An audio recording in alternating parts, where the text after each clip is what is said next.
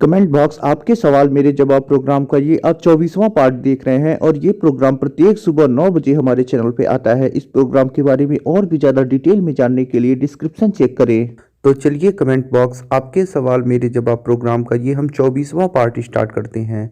Video में आगे बढ़ने से पहले मैं आपसे एक बात बोलना चाहूँगा कि अगर आपने अभी तक चैनल को सब्सक्राइब नहीं किया है तो चैनल को सब्सक्राइब करके बेल आइकन को ज़रूर दबा लें।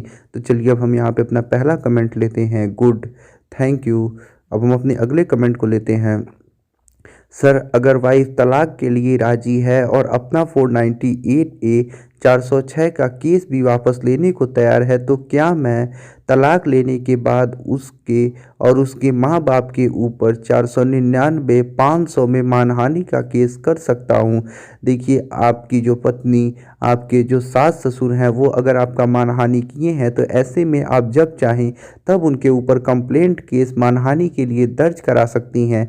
लेकिन आपको कि पहले ही ये चीज़ साबित करना पड़ेगा कि आपकी मानहानि हुई है, यानी मजिस्ट्रेट जो है जब कंप्लेंट केस दर्ज करेंगे तो ऐसे में आपके बयानों से, आपके साक्ष्यों से, यानी जो गवाह होंगे उनकी गवाही से ये बात आपको पहले साबित करना पड़ेगा कि हाँ आपकी मानहानि हुई है, तभी केस लिया जाता है। और जो विपक्षी होते हैं यानी जो एक्यूज होते हैं, मजिस्ट्रेट उन्हें समन करते हैं। तो मानहानि का केस दर्ज कराना थोड़ा परेशानी वाली बात है, जटिल प्रक्रिया है। लेकिन अगर आपकी मानहानि हुई है तो ऐसे में आप कभी भी जब चाहे तो केस दर्ज करा सकते हैं। आप तलाक के बाद भी केस दर्ज करा सकती हैं। लेकिन जो तलाक आप लोग लेंगे, यानी जो आप लोगों का डिवोर्स होगा, उसमें जो मामला आप दिखाएंगे कि इन मामलों में हमें समझौता हो गया है, इन मामलों के बीच अब हमारे लिए बीच में कोई विवाद नहीं है, तो ऐसे में उस मामले के लिए आप मानहानि दर्ज नहीं करा सकते हैं। बाकी अन्य किसी मामले के लिए आप मानहानि का केस दर्ज करा सकती हैं। अब हम अपने अगले कमेंट को लेते हैं। Well explained, thank you. अब हम अपने अगले कमेंट को लेते हैं। सर, मेरी वाइफ 498A की है तो क्या हाई कोर्ट से स्टे या खारिज करा सकती हैं? तो देखिए, अगर आपकी वाइफ ने 498A केस किया है और आप हाई कोर्ट से 482 CRPC के अंतर्गत अपने 498A केस को स्टे कराना चाहते हैं या उसे वहीं से क्वैश कराना चाहते हैं, तो ऐसे में आपके पास उचित आधार होना चाहिए, उचित साक्ष्य होना चाहिए कि किन साक्ष्यों के आधार पे, किन आधारों पे आप जो आपके ऊपर केस लगा है उसे क्वैश कराना चाहते हैं या उसे स्टे लेना चाहते हैं।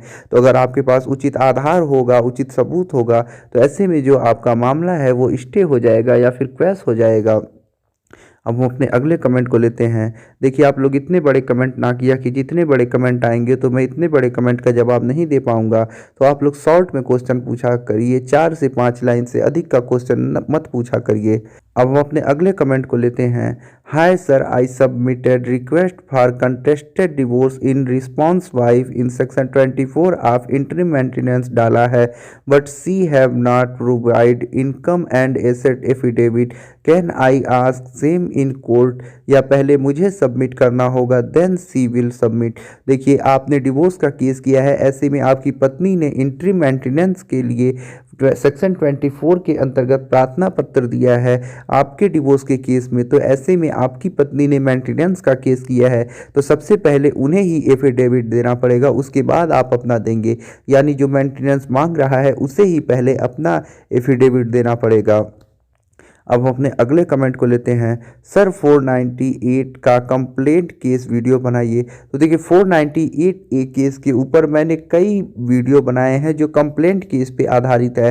कंप्लेंट केस दर्ज कराने की प्रक्रिया क्या है, पूरी प्रक्रिया क्या है, तो आप उन वीडियोस को देखिएगा, चैनल पे हैं।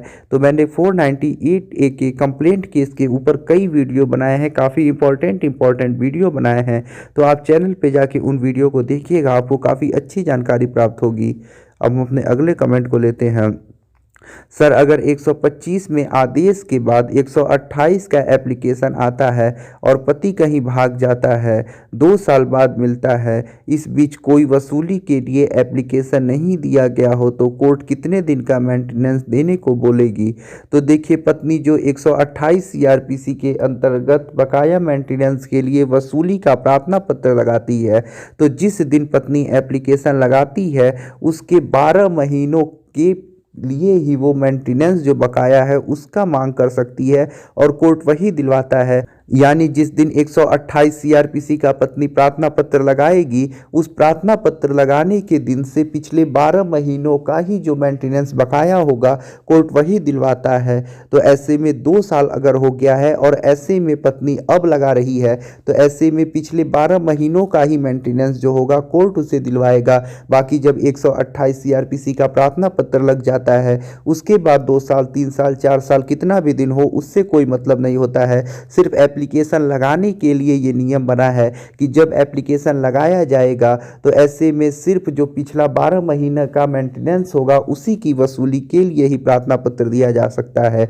और जब एक बार एप्लीकेशन लग जाएगा तो अब मान लीजिए पति 2 साल, 3 साल, 4 साल मेंटेनेंस देता ही नहीं है, कहीं भाग जाता है, बार बार वारंट जारी होता है, तो ऐसा नहीं है कि पति जब हाजिर होगा तो उसे सिर्फ 12 महीनों का ही मेंटेनेंस देना पड़ेगा।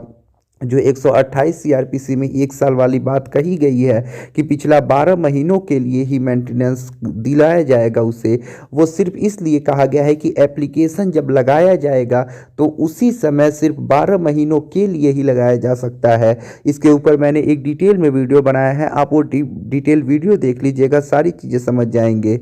अब हम अपने अगले कमेंट को लेते हैं। गुड मॉर्निंग सर जी, गुड मॉर्निंग। अब हम अपने अगले कमेंट को लेते हैं। सर क्रैसिंग के लिए कब जा सकते हैं हाई कोर्ट? क्या एफआईआर होने के बाद जा सकते हैं? हाँ, जा सकते हैं। क्या चार्जशीट कोर्ट में लग जाने के बाद और रेगुलर बेल लेने के पहले जा सकते हैं? हाँ, जा सकते हैं। क्या रेगुलर बेल लेने के बाद और चार्ज फ्रेम होने के पहले जा सकते हैं? हाँ, बिल्कुल जा सकते हैं। क्या चार्ज फ्रेम होने के बाद जा सकते हैं? हाँ, बिल्कुल जा सकते हैं। क्या ट्रायल शुरू होने के बाद जा सकते हैं? हाँ, बिल्कुल जा सकते हैं।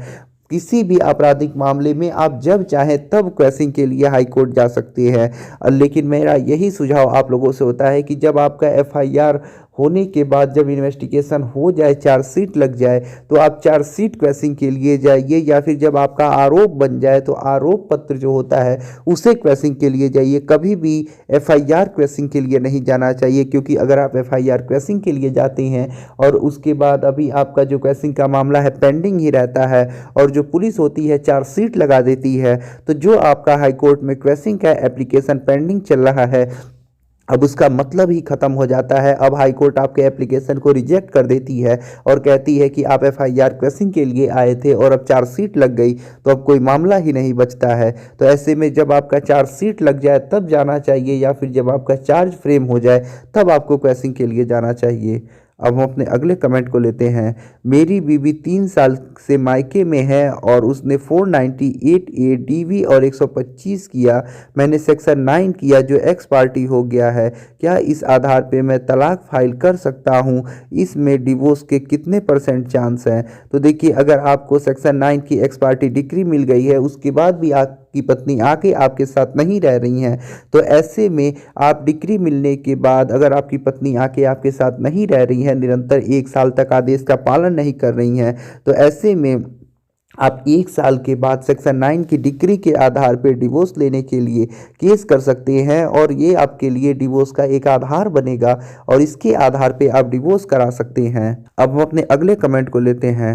सर, मेरी वाइफ ने मुझ पे 494 बाइगेमी का केस किया है। फाइल में मेरी और दूसरी लड़की की सेल्फी है। उसने एक फेक विटनेस बना लिया जिससे कहा कि शादी उसने करवाई है। कोर्ट में मुझे समन किया। समन रिवीजन के लिए जाऊं या क्वेश्चन के लिए जाऊं, ट्रायल फेस करूं? इससे पहले 498A और DV का केस भी चल रहा है। मैं भी डिवोर्स डाला है।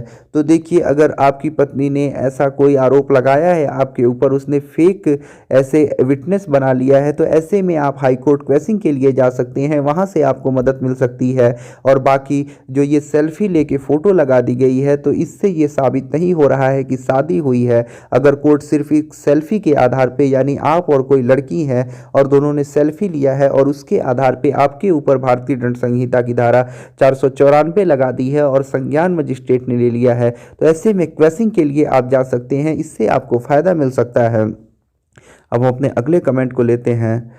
सर, मेरे वाइफ ने 498A 125 DV 406 झूठा डाले हैं, जैसे I am taking drugs, drinking alcohol, playing rummy and mobile. वो साबित नहीं कर पाई। कोर्ट में, तो क्या मैं 340 सीआरपीसी या 499 500 डाल सकता हूं?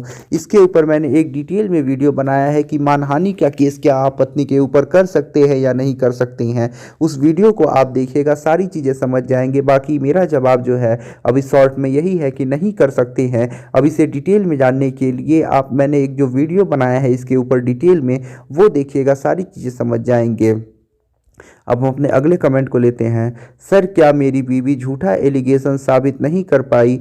देखिए, यही पुराना वाला क्वेश्चन आया है। तो मेरा जो एक वीडियो है इस पे डिटेल में कि क्या आप पत्नी के ऊपर मानहानि का केस कर सकते हैं या नहीं कर सकते हैं, उस वीडियो को देखिएगा, सारी चीज़ें आप समझ जाएंगे। बाकी शॉर्ट में मेरा आपके लिए यही जवाब है कि नहीं कर सकते हैं। क्यों नहीं कर सकते हैं जानने के लिए वो वीडियो देखिएगा। अब हम अपने अगले कमेंट को लेते हैं। Good morning sir, thanks for programming comment box. DV case में वाइफ मैके में है, उसके पास विजिट किया, फिर मेरे पास। तो अगर प्रोटेक्शन ऑफिसर फैमिली कोर्ट में डोमेस्टिक इंसिडेंट रिपोर्ट देकर अगर आगे प्रोसेस कंटिन्यू करती है, तो मैं कैसे उस रिपोर्ट की कॉपी पा सकता हूं?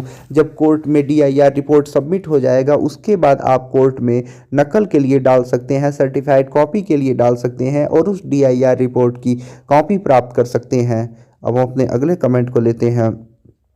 सर, अगर वाइफ तलाक लिए राजी हो गई और अपना केस लेने को, इस कमेंट का जवाब मैं पहले ही दे चुका हूं कि क्या पत्नी के माँ बाप के ऊपर और पत्नी के ऊपर 499 और 509 में मानहानि का केस कर सकते हैं या नहीं कर सकते हैं। तो अगर आपकी मानहानि हुई है तो ऐसे में आप कर सकते हैं। बाकी केस झूठा साबित होता है तो इसके आधार पर नहीं कर सकते हैं। इसको डिटेल में जानने के लिए वीडियो देखिएगा, समझ जाएंगे। अब हम अपने अगले कमेंट को लेते हैं। Sir, recently government of India has increased age of girl to get marriage to 21 years.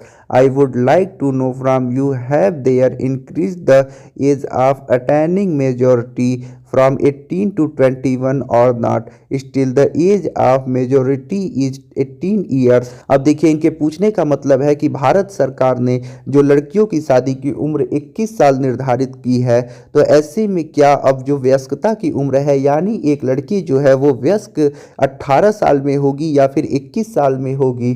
तो देखिए, जो लड़की की शादी की उम्र की गई है सिर्फ वो 21 साल की गई है, बाकी लड़की वयस्क जो होगी वो 18 साल में ही हो जाएगी। तो वयस्कता का जो नियम था, वयस्कता का जो एज था वही है, सिर्फ शादी के लिए नियम बदलेगा। अब हम अपने अगले कमेंट को लेते हैं। सर, वाइफ ने डीवी किया है और अब 498 ए भी कर देगी, तो वापस नहीं आना चाहती। अगर फिर भी वाइफ मान जाए वापस आने को, तो क्या हमारी किसी बात का डर है उससे? कहीं हमारी कुछ गलत खिला ना दे खाने में या दोबारा झूठा केस कर दे? Please reply. तो देखिए, ये चीज़ आपको सोचनी पड़ेगी कि आपकी जो वाइफ है उनका कैरेक्टर कैसा है, कैसे उनका व्यक्तित्व है, बाकी चीज़ें। तो अब ये चीज़ आप सोचेंगे, ये चीज़ आप जान सकते हैं, आप उनके साथ रहे हैं कि वो क्या कर सकती हैं, क्या नहीं कर सकती हैं। तो हो सकता है कि एक बार वो बहकावे में आके, गलत संगत में पड़ के या फिर किसी अन्य कारणों से आपके ऊपर झूठा केस लगा दी हो सकता है अब उनके अंदर सुधार भी आ जाए, हो सकता है कि वो फिर से केस कर दें। अब ये कोई नहीं जानता आगे वो क्या करेंगी, क्या नहीं करेंगी, लेकिन आप उनके साथ रहे हैं तो ये चीज़ आप अच्छी तरह से जानते होंगे कि वो क्या कर सकती हैं, क्या नहीं करेंगी। तो ये सिर्फ आप सोच सकते हैं, बाकी इसमें आपको कोई दूसरा नहीं बता सकता है। बाकी जब आपकी वाइफ आपके साथ आने को तैयार हो रही हैं, रहने के तैयार हो रही हैं, तो आप सोच समझ लीजिएगा कि क्या वो दोबारा आगे कर सकती हैं ऐसा फिर से या नहीं कर सकती हैं। तो ये चीज़ें आप ही सोच सकते हैं और कोई नहीं सोच सकता है। हम अपने अगले कमेंट को लेते हैं। सर, इंडिया में जितने लड़के हैं सबको कोर्ट से सूट वारंट निकलवा के गोली मरवा दीजिए और इंडिया में सिर्फ लड़की ही बसेगी, क्योंकि इंडिया में कोर्ट सिर्फ लड़की की ही सुनता है। अब हम अपने अगले कमेंट को लेते हैं। Right information, thank you. अब हम अपने अगले कमेंट को लेते हैं। थैंक यू ब्रदर, आप बहुत मदद करते हैं। जी हाँ, जो भी मैं मदद आप लोगों की करता हूँ वो आप ही लोगों की वजह से मैं कर पाता हूँ। आज जो कुछ भी मैं हूँ आप ही लोगों की वजह से हूँ। तो अभी तक जो भी कमेंट आए थे सबका मैंने जवाब दे दिया है। तो आशा करता हूँ इस प्रोग्राम से आपको काफ़ी कुछ नई चीज़ें जानने को मिली होगी, सीखने को मिली होगी। तो आशा करता हूँ ये प्रोग्राम आप लोगों को काफ़ी ज़्यादा पसंद आ रहा होगा। एक बार फिर से मैं आपसे यही बात बोलना चाहूँगा कि अगर आपने अभी तक चैनल को सब्सक्राइब नहीं किया है तो चैनल को सब्सक्राइब करके बेल आइकन को जरूर दबा ले। मिलते हैं नए प्रोग्राम के साथ अगले दिन, तब तक के लिए जय हिंद, जय भारत।